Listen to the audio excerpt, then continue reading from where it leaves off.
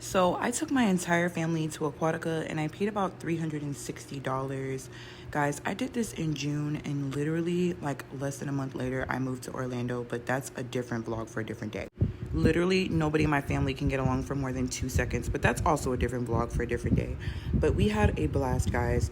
The reason why I was able to get 5 tickets to Aquatica for $360 is because they had a 50% off deal for Memorial Day. But honestly, y'all, if you guys live in Florida, or even if you live in Georgia or close to Florida, and you know that you are a frequent traveler to Orlando area, I recommend just getting the SeaWorld and Busch Garden passes. Honestly, they're the cheapest passes that you can get. And since I knew that I was going to go ahead and pay for everybody's trip this time, I chose Aquatica for that reason, because Disney parks, one ticket alone is $60. And with the 360, I was able to get 2 meal plans as well. And we ran through that, y'all.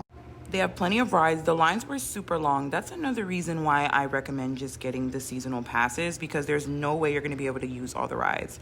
We went on the ride with the tube. Papa really enjoyed that. They had it set up for the Aqua Glow, which is an event that they do in the summer. It's only on Friday. And then they had the fast river, y'all. I literally lost my baby in this river when we went alone. Y'all be careful in this river. And they had food. I think we paid like, it was half off because my baby cousins had passes, but the food here is pretty expensive. I think the burgers were 2 for $40. And on this trip, y'all, we could not get enough food. So we also went to the Boston Lobster Feast. I did a video about this. It's under my things to do in Orlando tab, which is probably the same playlist. I went to Boston Lobster Feast a few years back when I was a kid. My dad used to take us to all these places in Orlando. It definitely looks different. The price has went up just a bit, but honestly, it's worth it for the amount of seafood that you can get, including crab rolls, fried fish, lobster tails, crab legs, all you can eat. The lobster is one per person though. Yeah, so I'm gonna start this new little series of things to do in Orlando since I now live here. And honestly, during this video, which was only a couple of months ago, I did not live in Orlando, which is crazy.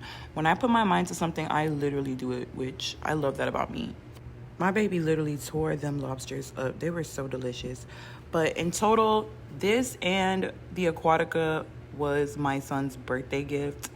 And our damage ended up being a little bit over $1,000 for both, for everybody at the table. The total was $400 for this. The good thing about this place though is if you have kids that don't eat seafood, it's only $12. If you're still here, follow me for more budget-friendly things to do in Orlando.